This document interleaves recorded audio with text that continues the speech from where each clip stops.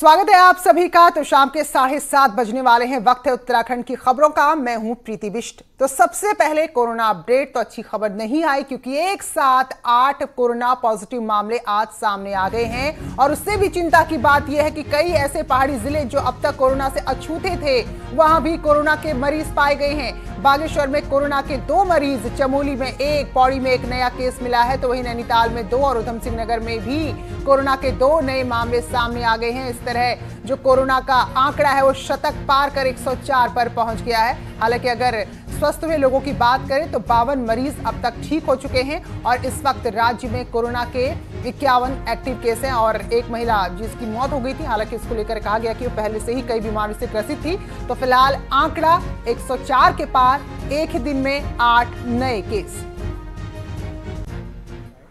तो कुल मिला के आज के दिन का है जो हमने अभी प्रेस रिलीज जारी की है, तो उसमें 8 केस हैं आज के दिन में। और उन 8 केसेस को वो 5 जनपदों में हैं।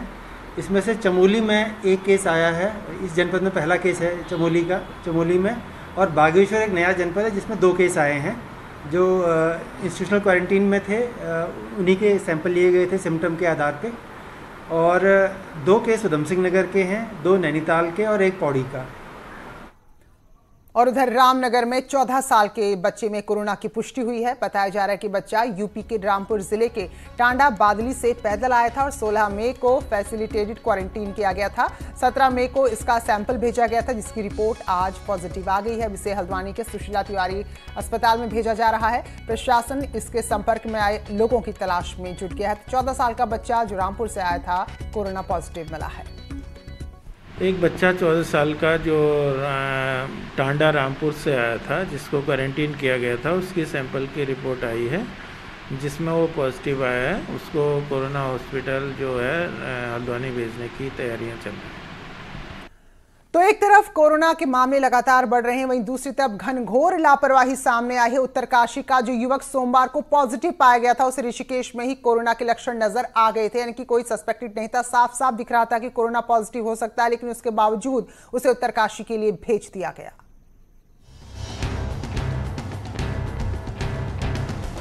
उत्तराखंड में 1 लाख से ज्यादा प्रवासियों की वापसी हो चुकी है और इन प्रवासियों के साथ कोरोना मरीजों की भी बाढ़ आ रही है। देहरादून, हरिद्वार, हल्द्वानी होते हुए लोग पहाड़ों की तरफ जा रहे हैं ताकि उनकी थर्मल स्क्रीनिंग हो सके। लेकिन अब इस स्क्रीनिंग में गंभीर लापरवाही सामने आई है। उत्तरकाशी में कोरोना पॉजिटिव पाए गए 35 साल के युवक को ऋषिकेश में ही रोका जा सकता था, लेकिन ऐसा नहीं किया गया। नतीजा ये हुआ कि इस युवक के साथ भेजे गए अन्य लोग और उत्तरकाशी के भी कई लोगों पर कोरोना की तलवार लटकने लगी है। प्रशासन से हमारी ये मांग है कि हमारे जितने भी प्रवासी भाई बाहर से आ रहे हैं उनकी बॉर्डर पे ही, चेक पॉइंट पे ही उनकी सारी जांच होनी चाहिए। और जब तक जांच की रिपोर्ट ना आ जाए तब तक उनको प्रशासन क्वारंटीन करे। उत्तरकाशी में देखने को मिला है कि जो अभी 2 दिन में जो 2 कोरोना पॉजिटिव जो व्यक्ति मिले हैं उनकी जांच और सैंपल तो भेज दिए गए जांच के लिए, लेकिन उन दोनों व्यक्तियों को छोड़ दिया गया। उनको बोला गया कि होम क्वारंटाइन आप रहे हैं। ऐसे ही पौड़ी का एक युवक जो कोरोना पॉजिटिव निकला है, वो 10 मई को गुरुग्राम से पहले हल्द्वानी पहुंचा और फिर वहां से हरिद्वार और हरिद्वार से 27 यात्रियों के साथ कोटद्वार पहुंचा। यही नहीं, वहां से भी सैंपल लेकर 22 यात्रियों के साथ उसे नैनी डांडा गाँव भेज दिया गया और अब वो युवक भी कोरोना पॉजिटिव निकला, जिसके बाद हल्द्वानी से लेकर हरिद्वार और पहाड़ों में भी हड़कंप मच गया। हालांकि अब मंत्री जी अपने दावे कर रहे हैं। जो मुख्य द्वार हैं, हमारे कोटद्वार हो गया, हमारा हल्द्वानी हो गया, रुद्रपुर हो गया, हरिद्वार हो गया, यहाँ पे सब लोगों को आप पूरे चेक करके उनको भेजा जाएगा। और कोई भी अगर संदिग्ध पाया जाता है तो उनको क्वारंटाइन रखने की व्यवस्था यहीं पे की जाएगी, क्योंकि अगर वो गाँव में चले गए तो बहुत दिक्कतें हो सकती हैं। अब देर से ही सही, लेकिन हल्द्वानी, हरिद्वार, कोटद्वार और देहरादून में क्वारंटीन करने की बात कही जा रही है, क्योंकि गंभीरता बढ़ती गई तभी पहाड़ों को कोरोना से बचाया जा सकता है। सुनील नवप्रभात, न्यूज़ 18 देहरादून। लेकिन गंभीर हो चुका है मामला क्योंकि कोरोना पहाड़ चढ़ चुका है। गांव से मामले लगातार सामने आ रहे हैं। आगे बढ़ेंगे। प्रियंका गांधी के खिलाफ अभद्र टिप्पणी का मामला साइबर सेल पहुंचा है। कांग्रेस अध्यक्ष प्रीतम सिंह की पोस्ट पर प्रियंका वाड्रा के लिए अभद्र टिप्पणी की गई थी और मामले में उत्तराखंड के कांग्रेस के अध्यक्ष प्रीतम सिंह ने डीजीपी अनिल रतूड़ी को शिकायती पत्र सौंपा था। इस मामले की जांच के लिए डीजीपी ने अरुण मोहन जोशी को आदेश दिए थे। फेसबुक पोस्ट पर ब्रजेश उनियाल नाम के व्यक्ति ने प्रियंका गांधी को लेकर अभद्र टिप्पणी की थी। लॉकडाउन के दौरान होम क्वारंटीन का उल्लंघन करने वाले 182 लोगों के खिलाफ पुलिस ने मुकदमा दर्ज किया है। वहीं मामले में डीजी अशोक कुमार का कहना है कि जो भी होम क्वारंटीन के नियमों का उल्लंघन करेगा, आपदा प्रबंधन एक्ट के तहत उसके खिलाफ कार्रवाई की जाएगी। 182 लोगों के ऊपर एफआईआर दर्ज की है जिन्होंने होम क्वारंटाइन का उल्लंघन किया। तो आम पब्लिक भी उसे पता है कौन आदमी बाहर से आया है, और अगर उसे लगता है 14 दिन इसको हुए बिना पहले ही निकल के घूम रहा है तो वो 112 पे सूचना दे सकते हैं। उनके विरुद्ध हम, जैसे मैंने कहा, अभी तक 182 एफआईआर हो चुकी हैं और कार्रवाई करेंगे। तो फिलहाल पिथौरागढ़ प्रशासन अलर्ट मोड पर है। जिलाधिकारी विजय कुमार ने होम क्वारंटीन के लोगों के घर जाकर देखा कि क्या वो नियमों का पालन कर रहे हैं या नहीं। रुके हुए हैं, उनका निरीक्षण किया था। हर मकान के बाहर हमने एक पोस्टर लगाया हुआ है जिसमें क्वारंटाइन अवधि का समय और विवरण पूर्ण लिखा हुआ है। इस पोस्टर की वजह से जो है जनता को जानकारी प्राप्त होगी कौन सा व्यक्ति बाहर से आया है और उसकी कब तक क्वारंटाइन में रहना है। और बड़ी खबर, शिक्षा विभाग से राज्य के 50,000 से ज्यादा शिक्षक और कर्मचारियों के लिए नए आदेश जारी हुए हैं। माध्यमिक शिक्षा सचिव आर मीनाक्षी सुंदरम ने कहा है कि पुराने आदेश को रद्द करते हुए अब 55 साल से ज्यादा उम्र के कर्मचारी और साथ में वो महिला शिक्षिका जिनके 10 साल से कम उम्र के बच्चे हैं और वो महिला टीचर्स जो गर्भवती हैं, तो उन्हें कोरोना की ड्यूटी में नहीं लगाया जाएगा। और सभी डीएम को इसके लिए पत्र जारी कर दिया गया। ड्यूटी ज्वाइन करने वाले टीचर्स को 14 दिन क्वारंटीन करने के ऑर्डर दिए हैं। दरअसल पुराने आदेश के मुताबिक सभी टीचर्स और कर्मचारियों को जल्द से जल्द अपने मुख्यालय में आना था।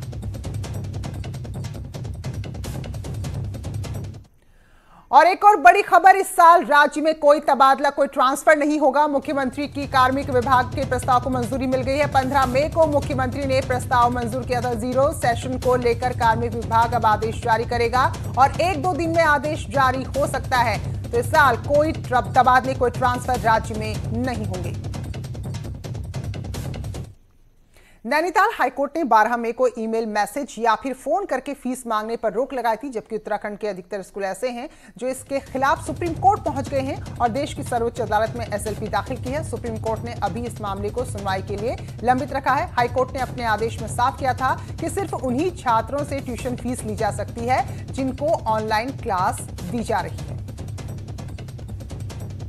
ऑनरेबल सुप्रीम कोर्ट में एक एसएलपी दाखिल की गई है जिसकी सूचना आज मेरे कार्यालय को प्राप्त हो गई, क्योंकि हमारे क्लाइंट जपिंदर सिंह द्वारा इसमें कैवेट फाइल किया गया था ऑनरेबल सुप्रीम कोर्ट में।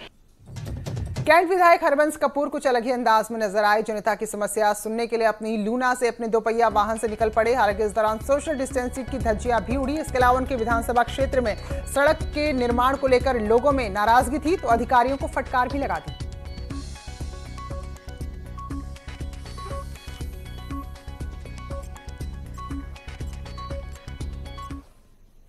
हरिद्वार के पथरी पावर हाउस गंगनहर में पुलिस को एक जवान का शव मिला है। मृतक का नाम नवीन सजवार था। वो 14 मई से लापता था। हरिद्वार क्षेत्र में सीसीटीवी फुटेज में नवीन नजर आया था।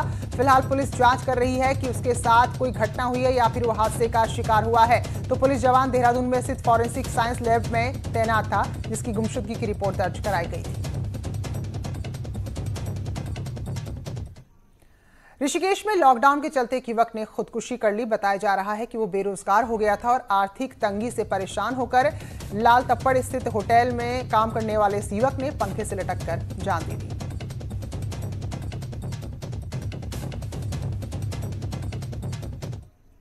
और राज्य में बाहरी राज्यों से आए और बाहरी देशों से आए जमातियों को उनके घरों तक भेजने की तैयारियां शुरू हो गई, जिसके तहत अब तक 434 जमातियों को उनके गृह जनपद भेज दिया गया है और 89 लोग अभी लॉकडाउन की वजह से उत्तराखंड में फंसे हुए हैं।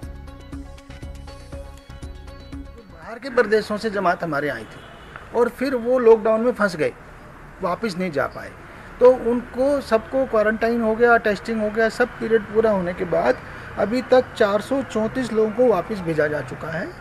सिर्फ 79 लोग बचे हैं। इन सबका भी क्वारंटाइन और वो सब पीरियड पूरा हो चुका है। इनमें और एक बड़ी खबर और अच्छी खबर, अब पूरे राज्य में छुट्टियों के दौरान भी छात्रों को मिड डे मील दिया जाएगा। लॉकडाउन के साथ ही अब मैदानी इलाकों में गर्मी की छुट्टियां पड़ेंगी, तो इस दौरान भी बच्चों को मिड डे मील दिया जाएगा। तो ये बड़ी खबर है, सभी जिलाधिकारियों को इसके लिए पत्र बाकायदा जारी कर दिए गए हैं। तो छुट्टियों में छात्रों को मिड डे मील नहीं दिया जाता था। मैदानी इलाकों में जो गर्मियों की छुट्टियां पड़ती है और पहाड़ी इलाकों में जो सर्दियों की छुट्टियां पड़ती हैं, अब इन छुट्टियों के दौरान भी छात्रों को मिड डे मील मिलेगा। अपर राज्य परियोजना निदेशक ने सभी जिलाधिकारियों को इससे संबंधित पत्र भेज दिया है। उधम सिंह नगर के खटीमा में सब्जी मंडी में भीड़ को देखते हुए ऑड इवन फॉर्मूला अपनाया गया है। 2 दिन बाद खुली सब्जी मंडी में एक तरफ की दुकानें बंद रही तो दूसरी तरफ की दुकानें अब कल खुलेंगी। सब्जी मंडी यूनियन के इस फैसले का व्यापारी और कारोबारी यहां पर विरोध कर रहे हैं। उनका कहना है कि इससे उन्हें नुकसान हो रहा है। एक तरफ की यानी कि आज हमारी खुली है, कल उस तरफ वालों को खुलेगी और हमारा काम तो कच्चा ही है। और कल बंद रखेंगे तो सब्जी तो हमारी सड़ जाएगी, बाकी आलू प्याज बचे रहेंगे। तो क्या चाहते हैं आप लोग? हम लोग ये चाहते हैं कि भीड़ थोड़ा कम हो और दोनों साइड का खुला हुआ है। तो बहुत सारी व्यवहारिक दिक्कतें हैं जो सामने आ रही हैं। वहीं हरिद्वार के लोगों को निराशा ही हाथ लगी क्योंकि यहाँ की धार्मिक यात्रा पर रोक लगी हुई है। ऐसे में अगर बाजार खुल भी जाएं तो भी बिक्री नहीं होगी क्योंकि यहाँ का जो सारा अर्थव्यवस्था है वो पर्यटकों पर ही टिकी है। जब तक श्रद्धालुओं को, यात्रियों को एक पर्यटन स्थल होने की वजह से यहाँ छूट नहीं दी जाएगी, तब तक जो है यहाँ का मैं नहीं समझता कि कुछ उद्धार होगा। ऐसी उम्मीद थी कि इस बार भी मंदिर वगैरह, धार्मिक स्थान वगैरह सभी खुल जाएंगे और स्थितियाँ सुचारू रूप से चालू हो जाएंगी, लेकिन अन्य व्यवसाय तो खुल गया। लेकिन सरकार को ये चिंता करनी चाहिए कि जो धार्मिक अनुष्ठानों से जुड़े हुए ब्राह्मण हैं उनकी आजीविका किस प्रकार हो। वहीं पौड़ी में बाजार खुलने का समय 2 घंटे कम किया गया, यानी कि सुबह 7 बजे से लेकर दोपहर 2 बजे तक ही बाजार खुलेंगे। और ये मांग खुद व्यापारियों ने की थी क्योंकि जो मामले लगातार बढ़ रहे हैं कोरोना के, उसको देखते हुए 2 घंटे कम करने का फैसला लिया गया है।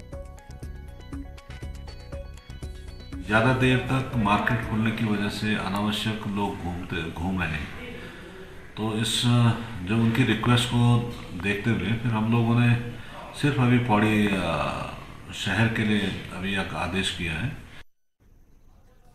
और हल्द्वानी में अगर आप बगैर मास्क के निकले तो पुलिसिया कार्रवाई के लिए तैयार रहेगा। ये रिपोर्ट देखिए।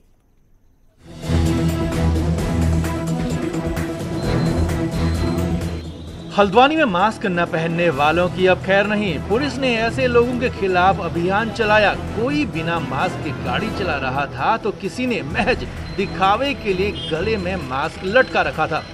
किसी ने हेलमेट पहनने में दिक्कत का बहाना बनाया तो किसी का चालान भी काटा गया। यदि फिर भी कुछ लोग बिना मास्क लगाए मिलते हैं हमको तो उन्हें चालानी कार्रवाई करवाते हैं हम लोग। इससे आपको मालूम है कि स्वास्थ्य के लिए जी हम रेगुलर मास्क लगा रहे हैं, मास्क लगा के ही घूम रहे हैं, सेफ्टी का पूरा ध्यान रख रहे हैं। लेकिन थोड़ा सा भी गिर गया था तो उठा नहीं पाए, उसके लिए हम माफ़ी चाहते हैं। बाजारों में जो लोग सिर्फ दिखावे के लिए मास्क पहने हुए थे उन्हें भी पुलिस ने नहीं बख्शा। उन्हें रोककर पहले मास्क पहनने का सही तरीका बताया, फिर मास्क भी पहनाया और आगे से बिना मास्क लगाए न निकलने की हिदायत भी दी। हल्द्वानी से न्यूज़ 18 के लिए शैलेंद्र नेगी की रिपोर्ट। और वहीं राज्य में ग्रीन और ऑरेंज जोन में पब्लिक ट्रांसपोर्ट को मंजूरी मिल गई है और नए नियमों के मुताबिक टैक्सी, सिटी बस, टेम्पो और कैब में 50% यानी कि जितनी उसकी क्षमता है, किसी गाड़ी की जितनी सीट है उससे आधी की संख्या में ही लोग सवारियों को ले जा सकेंगे। हैं कि हम 50% कैपेसिटी के साथ ही वर्किंग करेंगे, ताकि इसमें क्या होगा, गवर्नमेंट भी जो हमारे ट्रैवलर हैं वो भी सेफ रहेंगे, हमारा ड्राइवर भी सेफ रहेगा और हमारी गाड़ियों में फुल्ली हम जो भी हम गाड़ी भेज रहे हैं उसको हम फुल्ली सैनिटाइज करके भेज रहे हैं। ड्राइवर को हम मास्क उपलब्ध करा रहे हैं, उसको ग्लव्स दे रहे हैं और उसको भी सैनिटाइजर प्रोवाइड किया हुआ है हमने। और चमोली की तस्वीरें दिखाते हैं जो चिंता बढ़ाने वाली। यहाँ ऑल वेदर सड़क के निर्माण में लगे मजदूर सोशल डिस्टेंसिंग का पालन नहीं कर रहे हैं और जो कंपनियां हैं वो भी मनमाने तरीके से इनसे काम करवा रही हैं। गया था तो उनकी गाड़ियां वगैरह सीज की जाती हैं और उनको चेतावनी भी दी जाती है और अगर इस प्रकार का दोबारा से कुछ पाया जाता है घटना तो पुनः उस पर कठोर कार्रवाई की जाएगी। श्रीनगर में खुले आसमान के नीचे रह रहे परेशान हाल मजदूरों की पीड़ा सुनने वाला कोई नहीं है। इनके पास ना तो सिर पर छत है, ना ही खाने पीने की कोई व्यवस्था।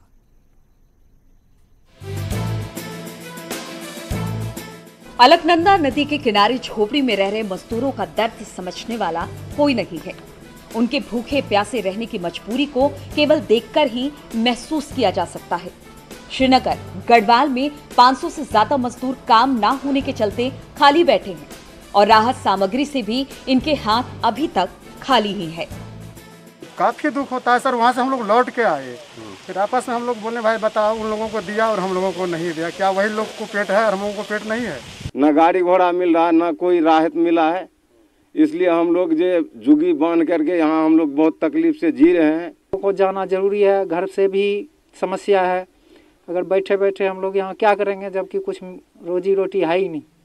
नदियों में खनन की तो अनुमति मिली, लेकिन अभी सिर्फ मशीनों से, जिसके बाद कारोबारियों ने इन्हें घर वापस लौटने का आदेश सुना दिया। मजदूरों की जेब खाली है और घर जाना उनकी मजबूरी हो चुकी है, लेकिन प्रशासन अभी ऊपर से निर्देश का इंतजार कर रहा है। कोई निर्देश नहीं आया राज्य सरकार की ओर से, जैसे कोई निर्देश आएगा तो उसका पालन किया जाएगा। जैसे जैसे गर्मी बढ़ती जा रही है, वैसे वैसे तपती दोपहरी में मजदूरों का जीना भी मुहाल होता जा रहा है। ना काम मिल रहा है और ना घर जा पा रहे हैं। दिन बस इस आस में गुजरते जा रहे हैं कि कहीं से कोई उम्मीद की किरण आएगी। श्रीनगर से न्यूज़ 18 के लिए सुधीर भट्ट की रिपोर्ट। स्वागत है ब्रेक के बाद। राजाजी पार्क के बीच से गुजर रहे रेलवे ट्रैक पर गजराजों की आमद लगातार बनी हुई है, क्योंकि यहां ट्रेनों की आवाजाही न के बराबर है। हरिद्वार देहरादून ट्रैक पर मोतीचूर रेलवे स्टेशन के पास आज एक गजराज सपरिवार नजर आए। देखिए जरा, खड़खड़ी कॉरिडोर में पहले भी कई बार हाथी आते हैं, लेकिन क्योंकि ट्रेनें चलती जिसकी वजह से हादसे का भी शिकार होते हैं। फिलहाल लॉकडाउन में जबकि ट्रेनों का आवागमन ठप है, तो हाथियों के यहाँ से आने जाने का सिलसिला बढ़ गया है। हरिद्वार में उस वक्त अफरा तफरी का माहौल हो गया जब दो कारों में अचानक आग लगी और देखते ही देखते दोनों कारें आग की लपटों में समा गई।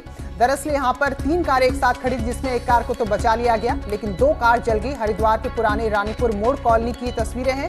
बताया जा रहा है कि पास ही में कूड़े का ढेर था और किसी ने उस कूड़े के ढेर में आग लगाई थी और जो आग फैलते फैलते कारों तक पहुंच गई। तो नीचे हीट, अंदर धुआं आने लग गया, तो नीचे देखा तो नीचे पूरी आग लगी हुई थी।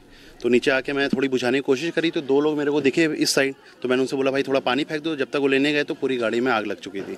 तो फिर मैंने 100 नंबर पर डायल किया, तब तक दूसरी गाड़ी में भी आग लग चुकी थी। और दर्दनाक हादसा सामने आया रामनगर के पिरूमदारा में, जहां एक झोपड़ी में आग लगी और इसमें 6 महीने के एक मासूम की दर्दनाक मौत हो गई। भवानीपुर बड़ी गांव में सोनभद्र का एक मजदूर परिवार रहता था, तो ऐसा अनुमान लगाया जा रहा है कि बच्चे की मां जब खाना बना रही थी तभी झोपड़ी ने आग पकड़ ली। लॉकडाउन में बजरंग दल के कार्यकर्ताओं ने बेजुबान बंदरों और आवारा पशुओं को खाना खिलाने की व्यवस्था की है। मंदिरों में अक्सर बड़ी संख्या में बंदर देखे जाते हैं जो श्रद्धालुओं के साथ आए खाने पीने पर ही निर्भर रहते हैं, लेकिन अब जबकि लोगों की आवाजाही बंद है, ऐसे में ये भूखे हैं, तो बजरंग दल के लोगों ने इनके लिए खाने की व्यवस्था की है।